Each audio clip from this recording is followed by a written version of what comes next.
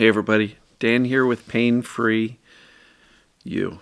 So today is an interesting topic, a little diversion from some of my normal, just off the cuff stuff.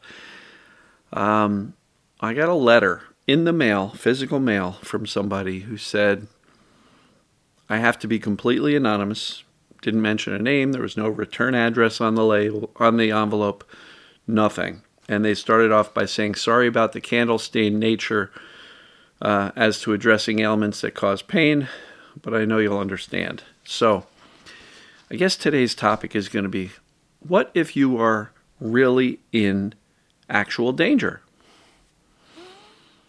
So I'll get to that in a minute. And I know this video topic may be difficult for me, for the people listening, particularly for this woman. So, I'll get to it now. So the person has significant, I'll say, leg, foot, ankle, and buttock pain. And what they're saying is they're in a situation where there is constant marital, mostly psychological and verbal abuse. The traits of the perpetrators are very well hidden except for the victim, meaning nobody else knows that this guy treats her this way. And they're very skilled liars and manipulators whose nature is also to separate their targets from family and friends via traits called gaslighting and other nasty tactics. Some 60 years of this now, with frequency of incidents escalating since my husband's retirement. The other years, I guess I was hoping for the best or possible change. As defined as covert narcissist personality disorder, their profiles and Candlestein tactics seem to be all similar, as if it were constant. If it were constant, it might be more bearable. There is no evidence of it ever being resolved, a lifetime locked-in pattern, no reasoning, etc. So the question is, as for the victim's brain, an unpredictable expectancy as to when and why, and constant walking on eggshells, could this be the cause of the symptoms? Medical images a while back, some spinal stenosis, arthritis on facet joints. Now, bone density loss makes surgery very high risk. So to this person, hopefully they will check out and follow the videos and find this and recognize their story here. But they are familiar with TMS, had read a Dr. Scott Brady many years ago, and had several of the characteristics for TMS. But seem to be straddling the line between spinal stenosis, physical cause, not a good candidate for surgery, and also aware of TMS. They've been through every modality under the sun, several times, many books, but look forward to mine. And here's the catch. I cannot apply many of the good suggestions as to changing my daily activities and scene and getting out more because I'm unable to drive or walk more than a few steps at a time. My world is very small now. No one who knows my husband would ever believe me. Legally speaking, separating living quarters would be ideal if I had help. Agencies that supposedly assist are not made for middle-class folks, or so I'm told by such. So, really tough situation. At least from the letter, it doesn't appear that there's physical abuse, but the mental and emotional abuse is pretty constant. Never know when it's going to happen. Walking on eggshells. Always afraid of the next verbal or emotional abuse. So, tricky situation for sure. And so my initial, answer to the question in the topic, which is, what if you are truly in danger? The answer is do whatever you have to get out. right? Do whatever you have to. Call a hotline, call family, do whatever you can. Now look, some people are in a similar situation, but they have the financial wherewithal to get out. Perhaps they work, they have a job, they have some financial means. But this is not only a scenario where it doesn't sound like this person has the financial means to do it, but can also barely walk due to the symptoms. So it's a really, really tricky situation. So there's zero judgment on this situation, on this person. I will cast judgment on the husband. Shame on him. How dare him? Cowardice to pick on your own wife. I've known a couple people who lived with narcissists, and a couple of them escaped, meaning they were able to get out of the marriage and move on with life. But even in those cases, it left a pretty deep emotional scar. So I do not want to trivialize this in any way, shape, or form. The abuse is real. The danger is real, mentally, emotionally, and in many cases, that level of perceived danger is most likely the cause for this person's symptoms. So, despite what the investigations, the medical investigations might say about stenosis and, bone density, it's not likely that those things are causing this degree of symptoms. It could be, I don't know. So for this person, I'm going to really strongly recommend, you mentioned that you're getting the book. I would strongly recommend Chapter 6, going through each of your symptoms individually, answering the questions, and if you have one or more true answer per symptom, then that symptom is created by the brain perceiving danger. This will all make more sense once you've read the book. If you don't have the book and you'd like to do the assessments, isthisTMS.com. Go through the assessments. There is a pain test, but right below that, on the body of that page, is the FIT assessment. Go through those 19 bullet point questions per symptom and see if you can rule in TMS as the cause of your symptoms. And if it is, what I'm going to suggest next is possible, but definitely not easy. The brain's perception of danger is what creates symptoms. And in the case where you're walking on eggshells, never knowing when the next verbal or emotional attack is going to come from somebody who should be treating with love and care, your husband, I'm not suggesting this is easy. And some people might argue, Dan, that's not even possible. And you could be right if that's your belief. But I will say this. As difficult and as painful and as scary as these verbal and emotional attacks are, just logically,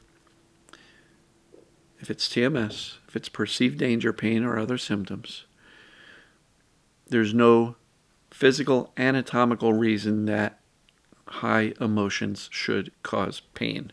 They do. That's what TMS is. So I'm not debating or dismissing that. However, I believe firmly that with clarity, conviction, we can begin to teach the brain that the symptoms aren't necessary. Hey, I've got enough to deal with this jerk living with me and attacking me verbally and emotionally. Hey, brain, you're not keeping me any safer.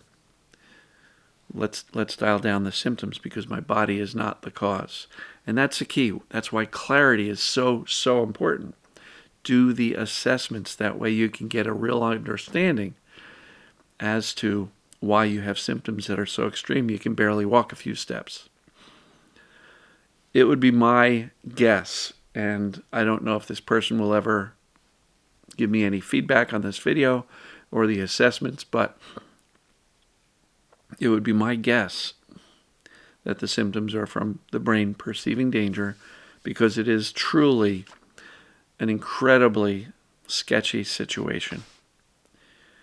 And so, do the assessments. If it's TMS, then I would encourage you to take on the sole committed purpose of teaching your brain that despite how incredibly difficult and abusive this man is that she's having to live with, she can still make inroads and make progress in teaching the brain that I don't have to hurt this much because my body's not the cause. Because I have clarity, I've done the assessments. And regardless of what the medical doctors say, if the symptoms are behaving like TMS, then that's what it is. And that means it's reversible. So is it going to be easy? Heck no. Because walking on eggshells all the time, never know when, this person's going to go off on you. All of the emotional abuse, all of the lying to family, and he's, publicly he's wonderful, but yet in private, you can only imagine. So it's an incredibly difficult situation. I honor and respect this person for reaching out and actually mailing me an anonymous letter. I fully understand why they cannot put their name on anything or ask the questions online, because to raise concern about this narcissistic husband publicly might not go well if he finds out. So I honor and respect that, and I just hope that they will find this video titled, "What If You're Really in Danger?" and watch it. But again, gain some clarity as to the cause of the symptoms, because I do believe that this situation here, if this lady can get pain-free, she may have more options available to her as far as escaping from this gentleman. And I use that word loosely, this abuser. But again, I do believe we can separate our life stress, our emotional stress, the sketchy nature of living with somebody like that from the need for pain. Focus and commit to teaching the brain, yep, this guy's incredibly difficult, hurtful, emotionally and verbally abusive, dangerous, but come on, brain, I don't need the body pain. I don't need to hurt this much. I know you're trying to keep me safe by warning me with this pain, but the clarity is really your starting point. The assessments are your starting point in gaining the clarity. I would absolutely recommend that if you have not gotten the book yet, please do. That will explain so much.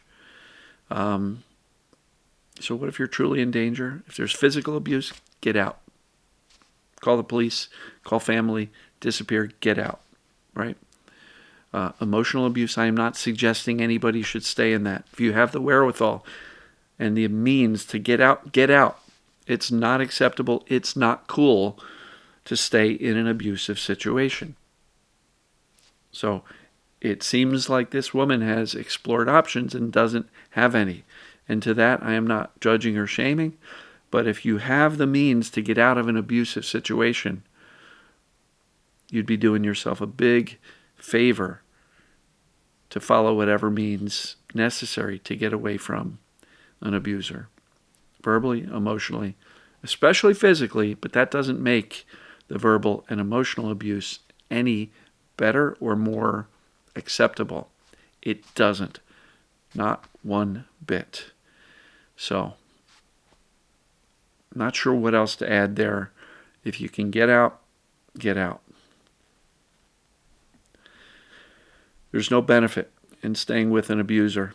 Even if you're feeling great physically, there's no benefit in staying with an abuser. And 60-year history with this person, holy cow. It's not going to change. So, perhaps if you can find a way, find some means of getting out, you might be able to offer yourself your senior years with less emotional and verbal pain. And I do believe that not by getting out, but by focusing on committing to messages of safety and conveying to the brain we don't have to hurt, may be able to offer themselves some senior years without the physical pain. So to this lady, I'm sending my love. I'm sending my care. This is my take on what you have shared with me. I do believe you can influence very positively the physical stuff. And who knows, maybe once you become more physically capable, you may be able to find a way to remove yourself from this marriage and from this abusive man. So, sending out my love, and to everybody here, as usual, see you tomorrow. Take care, everybody.